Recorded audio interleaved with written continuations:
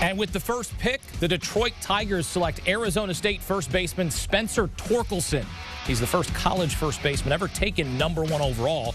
Yet the Tigers drafted him as a third baseman, even though he never played third base in college. What's most important, he's got a premium bat that plays at the big league level. He's been compared to the likes of Chris Bryant, Pete Alonso, and Paul Goldschmidt. I like that. All right, here's a look at the top 10 draft picks in round 1. Arkansas slugger Heston Kjerstad goes second overall to the Baltimore Orioles.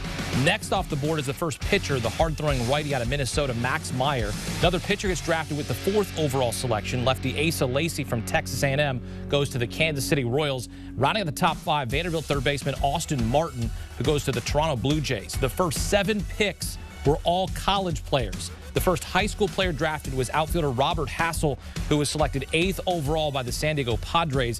It's the first time in MLB draft history that the first high school player wasn't taken until 8th overall. And for once, welcome in former MLB Executive of the Year, CBS Sports Baseball insider Jim Bowden. Jim, Spencer Torkelson goes #1 overall. Did the Tigers get it right? Yeah, they definitely got it right. He was the best player in this draft, and the comparables that you gave are exactly right, somewhere between Bryant and Alonso. This guy's going to hit for average. He's going to hit for power. The power is foul pole. The foul pole, it's real. He's got opposite field power that reminds you of Mike Piazza and Manny Ramirez. That's how good it is. He gets great backspin, has a very short stride, follows through with both hands, and that's an approach that's going to work. Now, as you mentioned, the one surprise came when they called his name. As they said, they drafted him as a third baseman, not as a first baseman. Didn't surprise me. Why? If you remember, both Albert Pujols and Miguel Cabrera started their careers at third base. And this kid is agile enough to play third. He does move well. He fields ground balls extremely well. And in fact, during BP, he plays shortstop a lot and does well and has a good arm. So I think he can play third base, at least early in his career. But make no doubt about it, most of his career, like Pujols and Cabrera, will be at first base.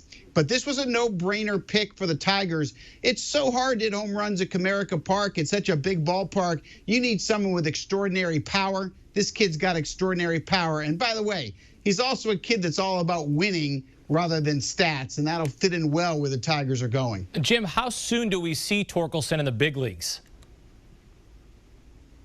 I think he gets there next year if the Tigers are ready to start the clock. So 2021, I can see him being there in September and being part of the solution.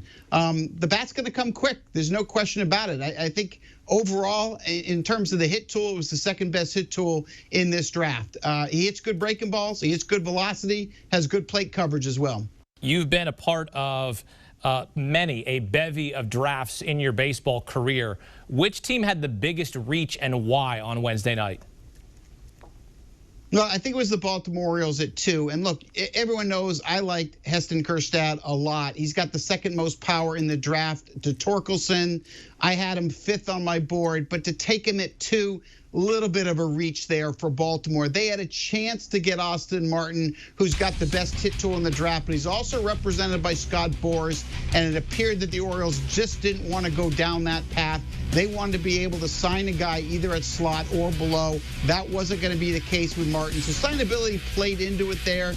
They did want to take the position player over the pitcher, but look, I think he was the 5th best player in the draft going second. I think I know the answer to your next question here. Which team benefited most from a player who slipped down the board? Yeah, I mean, there's a few, but you know where I went. I mean, for the Toronto Blue Jays, for their president, Mark Shapiro, to look up, and the second best player in this draft falls all the way to 5 because the Marlins wanted to take a pitcher and because Baltimore is worried about signability. That's incredible. Now think of the Blue Jays going forward. Vladimir Guerrero Jr., Bo Bichette, Calvin Biggio, and now Austin Martin. You got 4 guys with high makeup, 4 guys that are going to hit. And the great thing about Austin Martin is he can play second, he can play third, he can play center. So wherever he fits in the puzzle with Toronto is where they're going to put him. Now, they drafted him as a quote-unquote shortstop. I understand that. I'm not sure he has the arm to play in the hole. And oh, by the way, he's not going to beat out Bo Bichette at shortstop.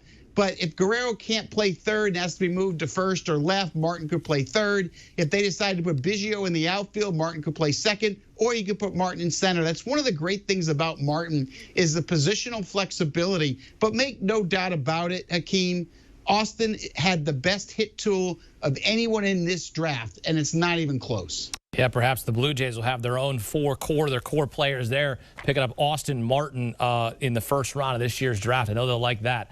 All right, what were two of your biggest surprises in the first round? Oh, I got to give you two. Okay, well, the first one is that Nick Gonzalez fell to 7 to Pittsburgh. I know Ben Cherington, the GM of Pittsburgh, is extremely happy this morning. This guy's going to flat out hit, and he's going to have 20 home run power, and he might win a batting title someday. And the Pirates just got their long-term second baseman, no doubt about it. I love this kid, absolutely. He grew up an Andrew McCutchen fan, so it's fitting here in Pittsburgh, but his hit tool is just ridiculous. And the other big surprise to me, how about the San Francisco Giants taking Pat Bailey? Now, I had him ranked as the #1 catcher in this draft, and he was sitting on the board for San Francisco. But come on, Hakeem, you got Buster Posey, the Hall of Famer. You got your first-round pick, Josh Bard, that is Major League ready. And then you go take another catcher. This was an example of a team saying, I'm going to take the best player on the board, and I don't care about the position. That's what they did here. And by the way, I love Bailey's defense.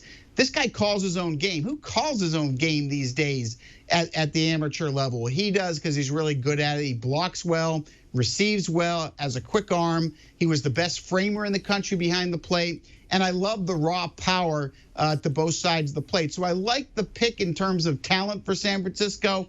Just a little surprise with Posey and Bard, they'd go for catcher #3 in their system. I love the fact that we showed that bat flip there in his highlight reel. I mean, the kid has absolute power.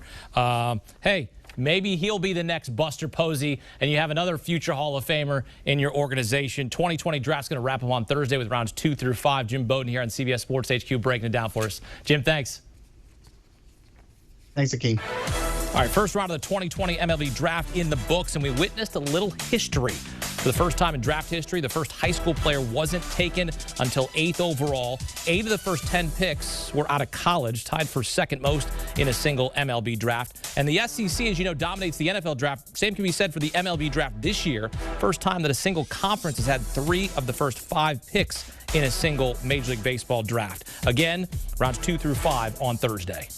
Want a sports network that delivers everything that matters about the game? The highlights, the picks, the instant analysis. No yelling, no fake debates, no politics. Hit the subscribe button and never miss a moment.